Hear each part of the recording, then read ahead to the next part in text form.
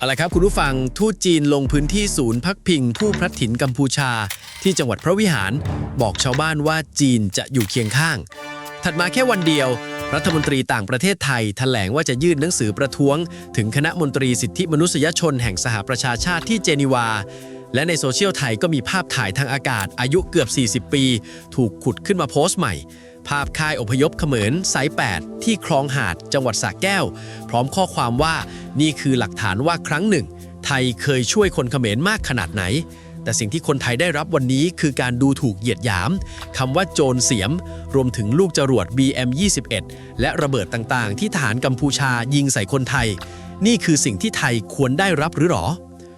คนจำนวนมากเข้าใจว่าค่ายอพยพเขมรต้องอยู่ติดตะเข็บชายแดนเหมือนบ้านหนองจานแต่จริงๆหลายจุดอยู่ลึกเข้ามาในดินแดนไทยหลายกิโลเมตรส่วนหนึ่งเพราะต้องการให้ค่ายพ้นวิถีปืนใหญ่เวียดนามค่ายสาย8เปิดเมื่อปีคศ1985และช่วงปีคศ1989มีผู้อพยพซึ่งเป็นกลุ่มครอบครัวเขมรแดงกว่า 40,000 คนค่ายนี้ดูแลโดย UN และองค์กร NGO แต่ตั้งอยู่บนดินไทย UN เป็นฝ่ายขอให้ไทยช่วยไทยก็เปิดค่ายลึกเข้ามาเพื่อความปลอดภัยทั้งของผู้อพยพและเจ้าหน้าที่ UN เองแนวเขาที่เห็นด้านหลังภาพไม่ใช่ชายแดนอยู่เลยออกไปทางตะวันออกตรงคลองน้ำใสที่มีการอ้างว่ากัมพูชาแอบขุดทองเปลี่ยนเส้นทางน้ำจนเขตแดนเปลี่ยนไปส่วนแนวเขาลูกนั้นเรียกว่าเขาพระศิวะหรือเขาตังมก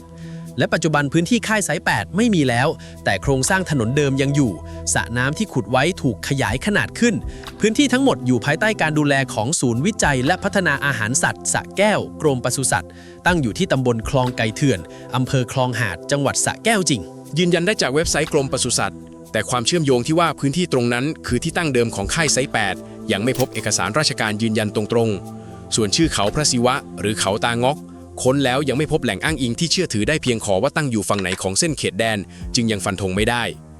แต่สิ่งที่ยืนยันแน่นๆหนามากคือประวัติศาสตร์ค่ายผู้อพยพเขมรในไทยค่ายเขาอีดางเปิดเมื่อวันที่ 21 พฤศจิกายน ปี คศ 1979 เป็นค่ายเดียวที่ UNSCR บริหารโดยตรงร่วมกับกระทรวงมหาดไทยผ่านผู้ลี้ภัยราว 200,000 คนส่วนค่ายชายแดนอื่นๆอยู่ภายใต้หน่วยงานชื่อ UNBRO หรือปฏิบัติการบรรเทาทุกข์ชายแดนแห่งสหประชาชาติตั้งขึ้นเมื่อเดือนมกราคมปีคศ 1982 โดยค่ายใหญ่ 3 แห่งที่รับอาหารโดยตรงคือไซส์2ไซส์8และกรีนฮิลล์ไซส์8เป็นค่ายที่เขมรแดนควบคุมประชากรพลเรือน UN เคยขอให้ไทยเปิดค่ายทำไมวันนี้กลับมากล่าวหาไทยก่อนอื่นต้องดูว่า UN พูดอะไรจริงๆเมื่อวันที่ 18 ธันวาคม ปี 2568 สำนักงานข้าหลวงใหญ่สิทธิมนุษยชนแห่งสหประชาชาติออกแถลงผ่านโฆษกระบุว่ากังวลกับรายงานที่พื้นที่รอบหมู่บ้านและโบราณสถานถูกโจมตีด้วยเครื่องบินขับไล่โดรนและปืนใหญ่ล่าสุดผู้รายงานพิเศษของ UN นายทอมแอนดรูสเดินทางเยือนภูมิภาค 12 วันช่วงวันที่ 20-31 กรกฎาคมที่ผ่านมาแล้วแถลงว่าจากพลเรือนกัมพูชาราว 650,000 คนที่พลัดถิ่นเมื่อปลายปีที่แล้วยังมีกว่า 20,000 คนที่กลับบ้านไม่ได้โดยบางหมู่บ้านถูกทหารไทยยึดครองอยู่ฝ่ายไทยตอบโต้ทันทีวันจันทร์ที่ 4 สิงหาคมนายศรีหศักดิ์พวงเปรตแก้วรัฐมนตรีว่าการกระทรวงการต่างประเทศแถลงว่าไทยจะยื่นหนังสือประท้วงอย่างเป็นทางการถึงประธานคณะมนตรีสิทธิมนุษยชนแห่งสหประชาชาติและสำนักงานข้าหลวงใหญ่ที่เจนีวาท่านกล่าวว่ารายงานยังไม่ผ่านกระบวนการทบทวนอย่างเป็นทางการและตัวเลข 650,000 คนนั้นดูเหมือนจะรวมชาวกัมพูชาที่อาศัยอยู่ในหมู่บ้านที่รุกล้ำเข้ามาในดินแดนไทยตั้งแต่ยุคสงครามกลางเมืองเมื่อกว่า 50 ปีก่อนขณะที่ฝ่ายไทยเองอพยพคนราว 400,000 คนแต่กลับไม่ถูกพูดถึงในรายงานทีนี้มาถึงการเปลี่ยนทางน้ำจะเปลี่ยนเขตแดนได้ไหมคำตอบตามหลักกฎหมายระหว่างประเทศคือขึ้นอยู่กับว่าเปลี่ยนแบบไหนถ้าลำน้ำค่อยๆกัดเซาะย้ายทีละนิดตามธรรมชาติเส้นเขตแดนอาจขยับตามได้แต่ถ้าเปลี่ยนแบบฉับพลันโดยเฉพาะถ้าเกิดจากการกระทำของมนุษย์หลักสากลถือว่าเส้นเขตแดนยังอยู่ที่ร่องน้ำเดิมพูดง่ายๆคือขุดเปลี่ยนทางน้ำแล้วเขตแดนไม่ย้ายตาม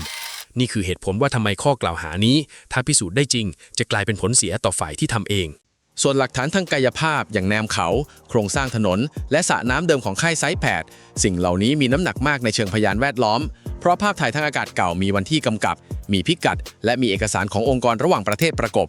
การขุดคลองใหม่1 เส้นไม่ได้ลบล้างสิ่งเหล่านี้แต่ต้องพูดตรงๆว่าในเวทีระหว่างประเทศภาพถ่ายทางอากาศไม่ได้ตัดสินเขตแดนโดยตัวมันเองสิ่งที่ตัดสินคือสนธิสัญญาสยามฝรั่งเศสปีคริสตศักราช 1904 และ 1907 กับหลักเขตในภูมิประเทศซึ่งไทยยึดแผนที่มาตราส่วน1 ต่อ 50,000 ส่วนกัมพูชายึด1 ต่อ 200,000 ภาพเก่าจึงเป็นตัวประกอบที่ดีแต่ยังไม่ใช่ตัวชี้ขาดและคำว่าประชาชนชาวเขมรเป็นชาติที่ยิ่งใหญ่ ในทางการทูตถือเป็นถ้อยคำมาตรฐานทูตทุกประเทศพูดแบบนี้ได้กับประเทศเจ้าบ้านได้ทั้งนั้นสิ่งที่มีน้ำหนักกว่าคำพูดคือบริบทจีนเป็นนักลงทุนรายใหญ่ที่สุดและหุ้นส่วนใกล้ชิดที่สุดของกัมพูชาฮุนเซนคือพูดเองว่าความช่วยเหลือจากจีนช่วยเสริมความเป็นอิสระทางการเมืองของกัมพูชาและคำที่ทูตใช้ในแถลงคือความร่วมมือที่แน่นแฟ้นดั่งเหล็กกล้าซึ่งเป็นคำที่จีนสงวนไว้ใช้กับพันธมิตรระดับสูงสุดเท่านั้นการที่ทูตจีนเดินเข้าศูนย์พักพิงถือถุงยางชีพไม่ใช่แค่งานบรรเทาทุกข์แต่คือการยืนยันต่อสายตาโลกว่ากัมพูชาไม่ได้อยู่ลำพังมีความเป็นไปได้สูงว่าเรื่องนี้เพิ่มความมั่นใจให้ผู้นำกัมพูชาในการเดินเกมกดดันไทยผ่านเวทีสิทธิมนุษยชนระหว่างประเทศเพราะรู้ว่ามีหลังพิงในคณะมนตรีความมั่นคงแต่จะสรุปว่าจีนสั่งให้กัมพูชาแต่งเรื่องนั้นยังไม่มีหลักฐานสนับสนุนจีนวางตัวเป็นผู้ร่วมไกล่เกลี่ยการหยุดยิงเมื่อเดือนกรกฎาคมปี 2568 ด้วยซ้ำจีนกำลังเล่น2บทพร้อมกันเป็นทั้งผู้ให้และผู้ไกล่เกลี่ยซึ่งเป็นตำแหน่งที่ได้เปรียบที่สุดในสมการนี้และเป็นสิ่งที่ไทยควรจับตามากกว่าถ้อยคำปลอบใจข้ออ้างที่ว่าคนกัมพูชาจำนวนมากหัวเราะเยาะเวลาทหารไทยเหยียบกับระเบิดเก็บคลิปวิดีโอที่สร้างด้วย AI ซึ่งมีเนื้อหาสร้างความเกลียดชังในช่วงความขัดแย้งไทยกัมพูชารวม212คลิปพบว่าเนื้อหาแนวชาตินิยมและความรุนแรงมีสัดส่วนราว 23% กว่าหรือ50คลิปและงานชิ้นนี้ชี้ว่าเนื้อหาแบบนี้ผลิตกันทั้ง2ฝั่งไม่ได้มาจากฝั่งเดียวส่วนความเจ็บของฝ่ายไทยเป็นเรื่องจริงและมีตัวเลขรองรับทหารไทยเหยียบทุ่นระเบิดต่อเนื่องล่าสุดที่เป็นข่าวคือวันที่28ธันวาคมปี 2568ซึ่งเป็นวันที่2ของการหยุดยิงจ่าสิบเอกรายหนึ่งนำชุดเก็บกู้ขึ้นเขาสัตโสเหมาะอำเภอกันทรลักษณ์จังหวัดศรีสะเกษแล้วเหยียบทุ่นระเบิดชนิด PMN2 สูญเสียขาซ้ายนับเป็นทหารไทยรายที่11และกองทัพไทยเคยแถลงเมื่อเดือนพฤศจิกายนปี 2568 ว่าผลตรวจชี้ว่าเป็นทุ่นที่เพิ่งฝังใหม่ไม่ใช่ของเก่าตกค้างซึ่งกัมพูชาปฏิเสธข้อกล่าวหานี้ส่วนจรวด BM21 ก็ยืนยันแล้วเช่นกันวันที่ 24 กรกฎาคมปี 2568 จรวดตกใส่ปั๊มน้ำมันที่กันทรลักษณ์เสียชีวิต 8 คนบาดเจ็บ 13 คนและเมื่อวันที่ 22 กรกฎาคมที่ผ่านมาก็เพิ่งมีพิธีทำบุญครบรอบ 1 ปีเหตุการณ์นี้ส่วนวาทกรรมที่ว่าฮุนเซนตายก็จบยังไม่พบว่ามีนักการเมืองหรือนายทหารไทยคนใดพูดประโยคนี้ตรงตัวสิ่งที่มีจริงคือฝ่ายทหารสายวิเคราะห์อย่างพลโทนันทเดชเมฆสวัสดิ์เคยโพสต์เมื่อเดือนตุลาคมปี 2568 ว่าจุดจบของฮุนเซนใกล้เข้ามาแล้วซึ่งหมายถึงจุดจบของระบอบจากแรงกดดันทางเศรษฐกิจไม่ใช่การตายของตัวบุคคล UNHCR ระบุเองว่าคลังเอกสารที่เจนีวามีชั้นวางความยาวรวมราว 10 กิโลเมตรกระจายอยู่ 2 ชั้นใต้ดินและมีเอกสารดิจิทัลราว 10 ล้านฉบับที่ยังเพิ่มขึ้นเรื่อยๆในระบบยังมีแผนที่ค่าย UNBRO บริเวณชายแดนไทยกัมพูชายุค 80-90 เก็บไว้ส่วนเอกสารของ UNTAC ก็มีมหาวิทยาลัยคอร์เนลเก็บรักษาเป็นชุดเฉพาะดังนั้นข้ออ้างที่ว่าเอกสารสูญหายยังไม่พบหลักฐานสนับสนุนเลยตรงกันข้ามเอกสารอยู่ครบแล้วทำไมข้อมูลเหล่านี้ไม่ถูกหยิบมาใช้อาจเป็นเพราะไม่มีใครหยิบเอกสารในคลังไม่เดินมาหาเราเอง